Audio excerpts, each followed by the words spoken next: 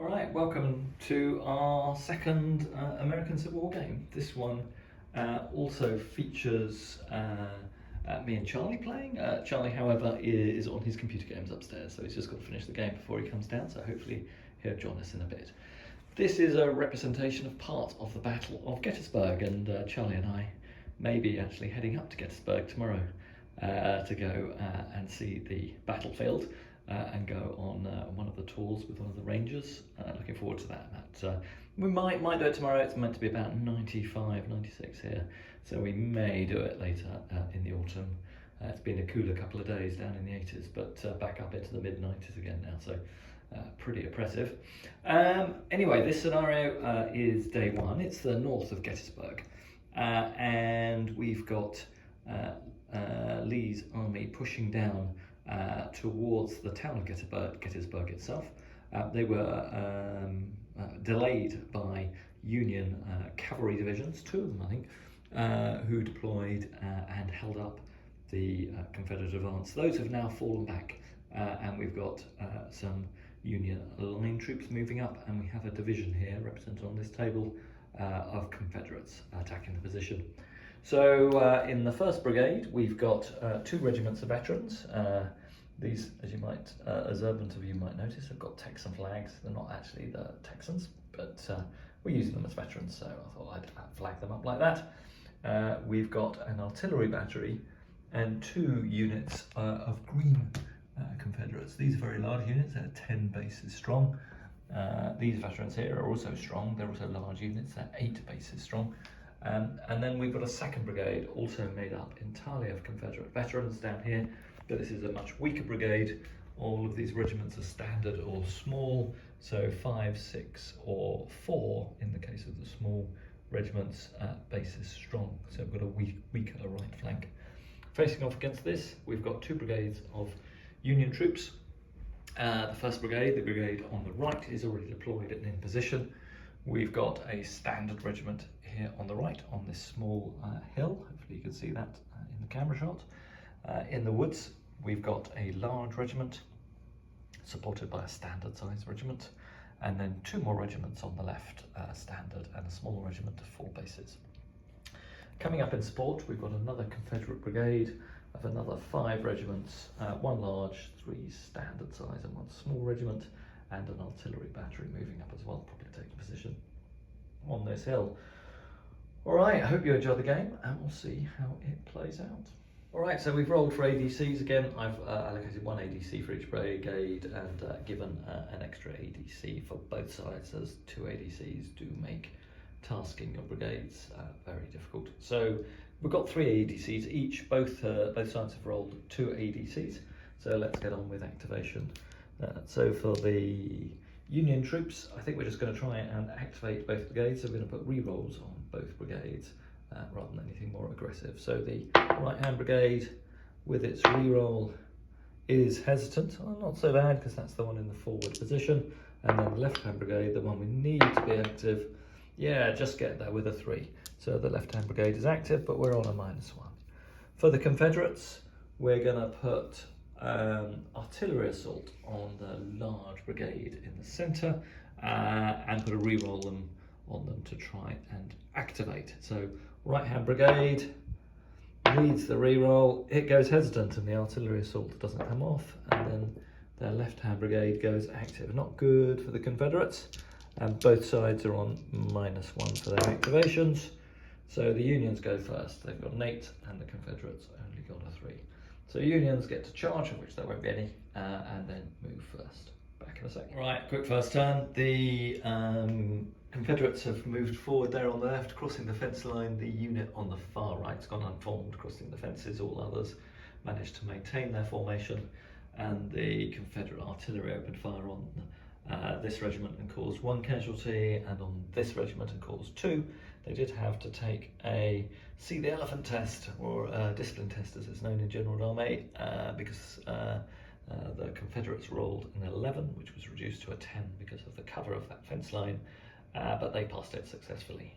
So just 2 casualties. We'll move on and do turn 2. Right, similar result to last turn, only 2 ADCs for the Confederates. They put infantry assault on this large right-hand brigade because that's their key assault formation. but again, they failed to go off. They didn't have a reroll because it takes 2 ADCs to activate. Further Unionists, both brigades are active. So let's roll to see who's got initiative.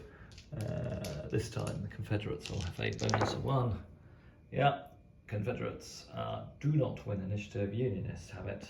Let's see what the Unionists do as they activate first in turn 2. Right, here we are at the end of turn 2, and from the Confederate perspective, just a big frustration. They haven't got their main assault going. So as you can see, all brigade, the right-hand brigade of the Confederates remains firmly in place. No movement yet. They haven't had the orders to move out, and despite them being repeatedly given by Lee. But both their artillery batteries have opened fire. We've caused another casualty on this regiment down here on the right. For the Unionists, the brigades in the centre on the wood here have moved forward, so they're looking to move up to the fence line. And both of the 2nd regiments were looking to move forward. This small regiment here has got disordered, moving over this hedge line to make space for the artillery battery. They occupied the hill. But the other regiment did occupy this position here. It was hit by artillery, again at long range from that Confederate battery there. And here they are scattered back down here. They're routing, so this will be a falter test on this Union brigade. They've taken 4 casualties now. The Confederates, for the 2nd turn in a row, rolled an 11, which becomes 2 casualties and a C-11 test. And unfortunately for the Unionists, they rolled a double 1. So rout and bad news for them. They will have to do a falter test. Otherwise, for the Confederates, the left-hand brigade has got its orders to push forward, so it's advancing there. The far brigade on the regiment on the far left-hand side remains unformed but pushing on. There we are at the end of turn 2. I will show you the activation rolls and the falter tests as we start turn 3. Right, so the Confederates only got 1 activation dice to roll to 5 and 2 2s, so we're going to put that on the large brigade, try and re-roll, nothing fancy. Get a 2, so my gosh, they really, every single first test they've failed so far this game. And a 1! They really don't want to move, they're clearly sending a hint. So no activation for the main Confederate brigade, but the artillery will keep firing away. And for the left-hand brigade, without any ADCs, they successfully activate. For the Unionists, they got all 3 ADCs. The left-hand brigade will activate first. It's got a reroll, and it does. Now the really important roll. Got 2 ADCs allocated, so we've got our falter test with a reroll. We roll a 1 and then a 6. So fortunately the Unionists had enough ADCs. A 6 is at bay orders. So fortunately for the Union, the position doesn't crumble in the face of actually the non-existent Confederate attack on the right flank. All right, we'll now do movement and then artillery fire. Let's see who's got initiative. Confederates are at -2. -1 because their main brigade didn't activate. Confederates get a 10, that goes down to a 9. The Unionists also roll a 9. Unionists had activity last turn, so on a draw, Union keeps activation, keeps initiative, so the Unionists will move first. Okay, so here we are at the end of movement on the 3rd turn. The Confederate left-hand brigade has moved up to the fence line with 2 of its veteran regiments. The other 2 regiments are moving up to the fence line. The far left regiment has reformed this turn. Actually, it will be able to move forward. So I think I've got this interpretation of the rules right. In General D'Armée, if you're unformed, it takes a whole turn to form up. But the Pickett's Charge rules say you can change formation and do half a move in these rules. So I assume you can go from unformed to formed and then do half a move forward. So that red regiment actually will still have 4 inches of movement and allow it to move up to the fence. And down here you can see the small regiment here has formed up and moved forward a bit. The regiment that was routed last turn has moved forward. It hasn't formed yet, but is just moving forward. It will be screening the guns, so the Union guns still can't fire this turn. And then we've got part of the left-hand brigade moving forward to contest this position with the Unionists. And we'll consider what we do with this large Union element on the left. Otherwise, on the right, the Unionists have moved forward to occupy, try and hold this fence line and take a forward defensive option to give them ground to retire later in the game. All right, that's it. Now for some artillery firing. We might do this on camera this turn. Okay, so we'll open up again with the Confederate guns. The regiment on the right will open up with its guns at long range again. Not so good this turn. We roll a 5, so at long range that is only half a casualty. Need a 4, 5 or 6 to convert. We rolled a 4. That is 1 more casualty against that regiment on the right. And then they will have to open fire against this small regiment, as that's the closest target, I think. They could go against those guys against the fence line, but it might be at a 45-degree arc, so I think they'll go against these guys. So we -1 because of the defence. We roll an 8, that goes down to a 7. That will be 1 casualty against that unit. That's it for firing, and on to turn 5. All right, yeah, again, somewhat unbelievably, we rolled a hesitant roll for the brigade on the Confederate brigade on the right. But we did have 3 ADCs this turn. We allocated 2 to infantry assault and 1 to a reroll, and they rolled a 3 on their second dice. So having failed for 4 turns in a row, they are now active and can move forward. The other Confederate brigade is also active, as are all the Union troops. All right, let's roll for initiative. Remembering the Unionists held it last time. They get a 5, the Confederates get a 7. So with the major brigade now active, the Confederates have seized the initiative and get to move first.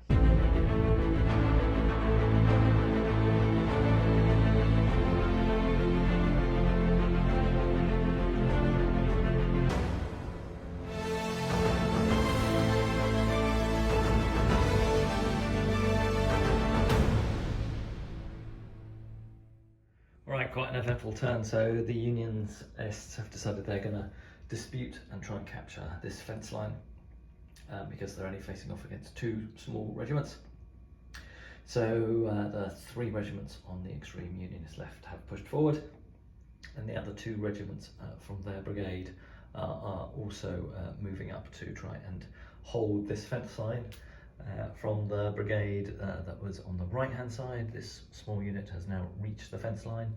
None of the others have moved, and this was our previously routing unit that's now formed up and is starting to move through the trees to come into support in that position here. And the Union guns are now upmast, so they'll be able to open fire. For the Confederates, the Confederate regiment on the left has not moved forward, but the large regiments in the centre have, as have their veterans on the far right of the table as we see it here. Both of these regiments are green. That'll inhibit their firing. It's also meant that they hadn't realised that they're masking their own guns, and they went unformed when they had to cross that hedge. So they're a bit of a rabble moving up in the centre. We'll see how that assault goes and how much impact the flanking attack from the left of the Confederate position will have. We don't have many Union reserves to throw that way, so we might start refusing the Union right flank this later this turn. Think about perhaps moving this regiment that's in the rear here, but allowed to go through the woods across to the right to support the flank of the position. All right, we'll come back after we've done firing. All right, so despite the artillery being masked, we've got quite a lot of firing by the Confederates. So firstly, their artillery battery on the left flank of their position, the right as we see it, has opened fire and caused yet another casualty against this regiment here. Keep only causing 1 casualty a turn, so they're now up to 3. But we'll start with some musket fire. Because this is a scenario set in 1863 at Gettysburg, we're going to assume everyone's got rifled muskets. Didn't actually say in the scenario what they had. So we're going to start with these 2 regiments. So we've got a small regiment opening up on the left. This is at 17-inch range. So for a rifled musket, that is at long range. We are not elite regiments, we're veterans. Neither of those 2 are regulars or green. They haven't moved this turn, they moved up last turn. The Unionists aren't in cover. Yep, that's it. So this will be a long range volley. Let's start with the Confederate unit in red on the left. So they'll fire against this unit down here. We roll a 3, that'll be a loss of fire discipline. so no effect, they won't be able to move next turn. The small regiment will open fire against this regiment here. That's better, that's an 11, that's a pretty good roll at long range. That's 3 casualties in a See the Elephant test. No modifiers, they are veterans. They're all at 9, they're fine, but that is 3 casualties on this unit. We'll put a proper marker on in a second. Then we've got this unit, again, a regular size unit. We'll fire at this small regiment here. This one is at 9 inches range, so it's a standard volley at effective range. Not very good. A 3, again, that'll be a loss of discipline test, bad news for them. Then we've got a large regiment over here. I think these guys are in range. This will be at -3 because 2 for moving, yeah, under 12 inches. So -2 for moving and -1 because the Unionists are behind the fence line. Given there's 2 Unionist regiments there, I think we'll split the casualties 50-50. Let's open fire, see what we do. This is a long range volley. We roll a double 1, so they lose fire discipline. Not great for them. And I think we'll hold off with our veterans on the left flank. So we've got a couple of lost fire discipline. We'll put those markers down before we do the Union return fire. Then for the Unionists, we'll open fire with this regiment. No, it's taken 3 casualties, so no penalties. It hasn't moved this turn. That'll be a long range volley. And this regiment, which also hasn't moved and taken no casualties. So it'll be a long range volley. So starting with the right hand one, we roll a 6 for a long range volley. That's half a casualty against the attacking Confederates, which does convert. And then the second regiment rolls a 7, which is probably 1 casualty. It is indeed, so 2 casualties for Confederates, 1 on each brigade. That's it for this turn, and we're back with the next one. All right, I also forgot we've got combat dice because we're firing large regiments. So this Confederate brigade in the centre that fired that is green does get 2 combat dice because it's a large regiment. It causes 1 casualty on the Unionists, and the Unionist brigade firing back also is a large regiment. So it causes 1 more casualty on the Confederates. So we'll put those on their units and then move on. All right, so just one rule clarification I've just checked as we're getting into close range is that you actually have to remain stationary for a whole turn to form up. So although you can do a formation change if you're a formed unit for only half a move, if you are unformed it takes a complete move to form up. So we'll see what the various different unformed units on the table will do. I don't think it'll make any major difference to where we are at the moment, as the unformed units have all been a significant difference from the enemy. All right, let's move on to ADCs in this next turn. I have completely lost count on where we are. There we go on ADCs. Good one for the Confederates. They've got 3 ADCs, but a double 6, which gives them an extra 1. Unionists only have 2. And we need to remember that we do indeed have infantry assault off on that brigade on in the centre. Or do we have infantry assault, or did we just have a reroll? Can't remember. All right, well anyway, I will check the video and then we'll move on. All right, so Confederates have initiative again in this turn. Unfortunately, their left-hand brigade has gone hesitant, but it's not in a bad position there. For the Unionists, unfortunately, their brigade here on the left has also gone hesitant. We went greedy and tried to put artillery assault on a battery that had just deployed on the hill. It went nowhere. For the Confederates and for the Unionists, it's time for the battle on this right-hand flank. The Confederates also did a quick time order, which gives them an extra D6 bonus charge move. So we might see some charges going in from the Confederates this turn. All right, let's do movements. Confederates to charge first. All right, so we're charging with our veteran regiments on the right flank. We're going to form up the ones in the centre. I don't want to go with them unformed, given that they're green units anyway.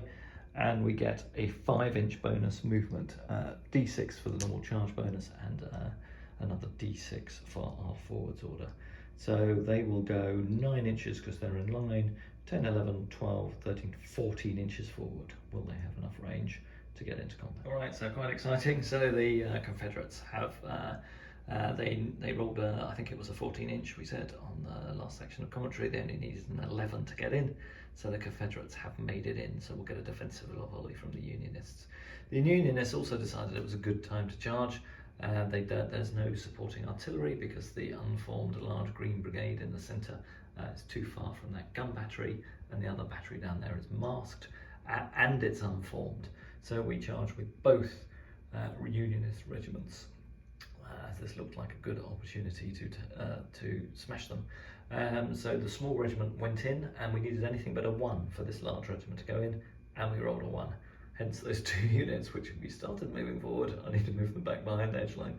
I have checked what you do with a failed charge, and you simply don't execute it because they are out of range, so they don't end up stuck out in the open, but stay behind the hedge line and don't move. Down here, this brigade is hesitant, so it can't charge. Okay, so let's move on to charge resolution. We got defensive volleys for both Confederates and Unionists. All right, so the Confederate charge goes in first. There's no supporting fire. The Union, I think, is too far away, and it's actually set back. We should have moved it forward further. So this volley will be a standard volley. They haven't moved. There are no other adjustments. So let's see how they do. They roll an 8, pretty good, but not outstanding. So a steady volley on an 8 is 2 casualties on those veteran Confederate troops. That will be a modifier to the charge result, and the See the Elephant test. Okay, they've rolled a 7. They need a 6, being veterans, to pass the test, so they have. So they will charge home. We'll be on to charge resolution, but they have taken 2 casualties. All right, so there's an intrinsic advantage to the defenders here. So veteran units defending get a +1, veteran units attacking don't. So we suffer -1 to the Confederates because they took 2 casualties, and the Unionists have only taken 3, so there's no modifier, and they get a +1 for being veteran. So we'll add 1 to the Reds, add 1 to the blue dice, and take 1 off the Reds. So the 6 goes up to a 7. And the 4 goes down to a 3, but we do get the opportunity of a reroll as both units are supported. No, the Confederates are supported. We do a support roll, but actually we roll another 2. Okay, so we apply the -1 modifier. So that's a 3 against a 7. So we've lost by 4. That will not be a successful charge result. So charge are lost by 4. They retire, and their supports retire, and the Unionists stand. All right, we'll move the Confederates back. Okay, so charge in the centre. This will be -3 to the Confederate volley because they are both green and unformed, but they do get 2 extra combat dice because they're such a large unit. Not a bad roll, so the 9 goes down to a 6. And for a standard volley, no, it'll be a deadbeat volley. No, I think it'll be a standard volley. Deadbeat volley is only for a small regiment or in column or armed with inferior muskets or lost fire discipline. It has lost fire discipline. Okay, so this will be a deadbeat volley. We've rolled a 6, that is 1 casualty, and we get 1 more from the combat dice. So this will be a modifier to the charge result, but it doesn't cause any sort of reaction, and the charge will go in. Let's roll the charge result for this small regiment bravely charging this large unit of Confederate troops. All right, so there's a -3 roll for the Confederates for being green and being unformed, and a -1 roll for the Unionists for taking 2 casualties. The Confederates do get the benefit of a reroll. Let's see how we do. Okay, so the Confederates are on -3, so that gives them a roll of a 4. The Unionists go down to an 8. They have no reroll. So at the moment, the Unionists have 1 by 4. So let's see if we want to do a reroll as the Confederates. So if you've won by 3 to 5, they press on or take the ground, and the Confederate units have to retreat. And we'll check what press on does. Lead infantry unit and supports may advise a further 2d6. Okay, which is there a fence line there? No, there's a hedge. I think we will press on. All right, so 2d6 advance for the Unionists. So the Unionists get to move another 6 inches, and both those Confederate large regiments have to retreat, and that'll be a Fulton test for that brigade. Is it retire or retreat? Oh no, it's a retreat. So we've got one retreat on that brigade and one retire, and 2 retires over there. We don't have 2 retreats, so there won't be a false test, but the Confederate brigade has been pushed back. All right, so no movement on this flank because there were all those charges going on, but over here the Unionists reformed as they were hesitant and they couldn't move forward. One of the reserve brigades didn't swing to the right because we've just thrown back that attack, but moved forward into the line, and a bit of shuffling going on. But with our hesitant status, no advancing. For the Confederates, they stood still and simply volleyed, and we've got an interesting conundrum. We'll see who gets initiative first, see if those Unionists can move out of the arc of fire of those guns. They probably can because movement is before firing, so they will be all right. In fact, they can probably charge the guns. It'll be interesting to see how that goes. All right, next turn. Let's roll for activation and initiative. Okay, so the Confederates have decided to do a bit of a withdrawal on this left flank. They've pulled these 2 regiments back from this fence line with the Unionists able to advance, as indeed they have. They would be left with a flank hanging and being subject to a flank attack next turn. So they've pulled out to line themselves up with the rest of their brigade. The Unionists have pushed forward, and over here the Unionist regiments have moved up. And the right-hand regiment of this brigade has wheeled a little bit to the left, so it can bring the Confederates under fire. Over here, we were hesitant on this brigade, so we simply formed up this regiment. Everything else will continue firing. For the Confederates, all the units over on here, the veterans have formed up. The raw recruits have been cajoled by their officers to get back out of the woods, and so they've moved up. They are unformed because they want to form up outside the woods because they don't want to risk failing another form up tests. So they're moving forward. They will be able to fire this turn, but they may not. And finally the Union regiment that had charged and broken that attack by those Confederates, those green troops, has started falling back, so it can resume its defensive position here. It will get hit by some artillery this turn. All right, let's do firing. Right, starting with the Unionists on the left, these 2 regiments are both at close range. They are 1, 2, 3, 4, 5, 6, 1, 2, 3, 4, 5, 6, both standard regiments. Let's open fire. We get a 10. That's pretty good. This is a close range volley. So that's 4 casualties and a discipline test for the 1st brigade, for the 1st regiment. And the second one gets a 6, which is 1 casualty. All right, we'll just go and check the casualties and mark those. Right, so the left-hand regiment, as we looked, has got to take a discipline test. Now, its first 4 casualties, it rolls an 8, that goes down to a 7, but it's a veteran regiment, so that's fine. All right, then these 2 regiments will open fire. These are both at long range going against that. So we get a 5 at long range, will be nothing, and then the small regiment, so this will be a deadbeat volley. At long range is an 8, that is 1 casualty on the Confederates. That'll be no effect there, or no discipline test. All right, so our retreating Union regiment did have a pot shot at the artillery battery to try and reduce the effectiveness of its firing, but simply lost fire discipline. Then we'll open fire with this regiment. They are going against the guns that are facing them. This will be a long range volley. They will get 2 casualty dice, but it will be like -2. So roll an 8, which goes down to a 6. So at long range, that's simply half a casualty on the gun crew, worth having. Yeah, they do convert that, and we got 1 from the casualty dice. So that's 2 casualties in the guns, and now for some Confederates. Okay, so ranges will be the same in reverse. For the Confederates, this 1st regiment is on 4 casualties, so this will be a volley at -1. They roll a 4, that'll be a loss of fire discipline. Then the small regiment will do a deadbeat volley. Oh, they do quite well. They rolled a 10.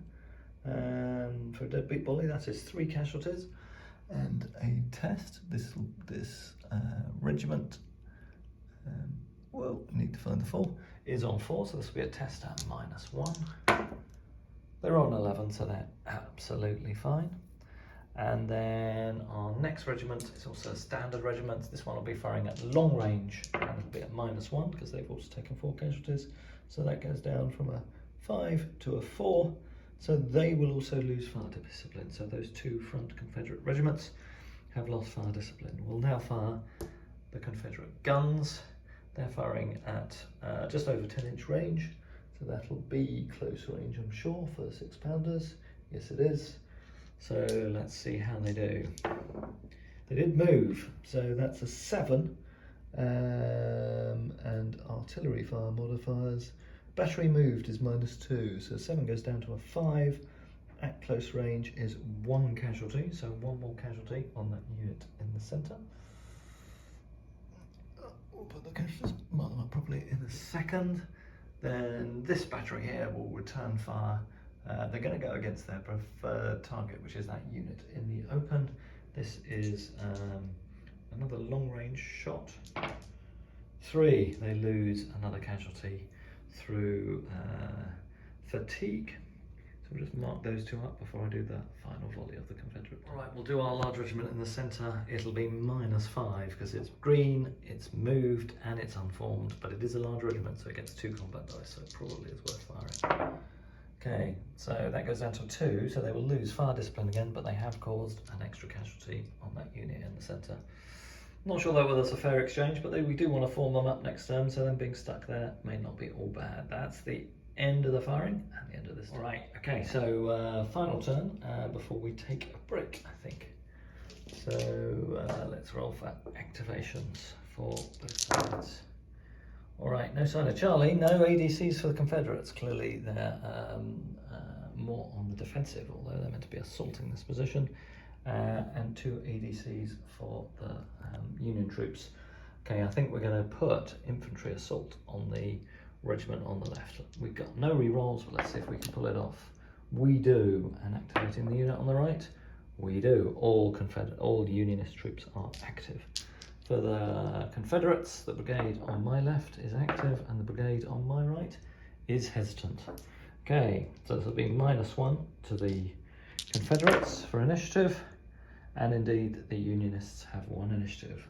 Let's see if they're going to do any charges. All right, so the Unionists charging on this left flank. They've charged both of those regiments against the small Confederate regiment and the one that had lost fire discipline. The large brigade were committing to the attack on the right. Unfortunately for the Confederates, the supports that were trying to move it across to be able to provide flank support are almost certainly out of range, but we will check that to see if we get a supporting defensive volley.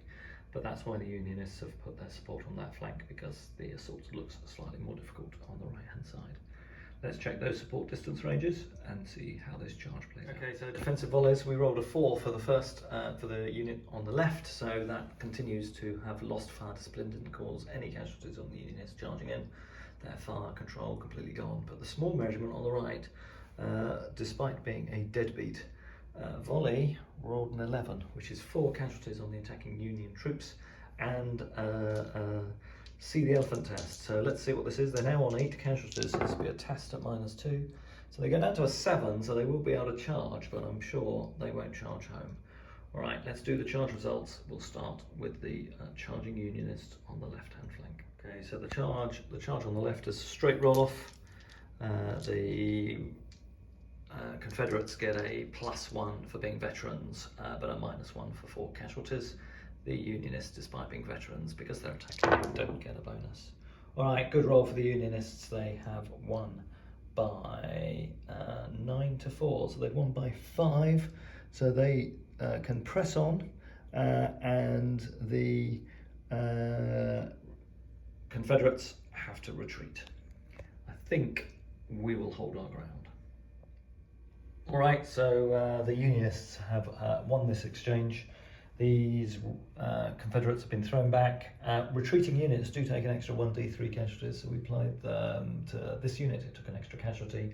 I also added the extra casualty on the retreating unit in the Confederate centre, and I added some extra casualties onto the unit on the Unionist side that had retreated.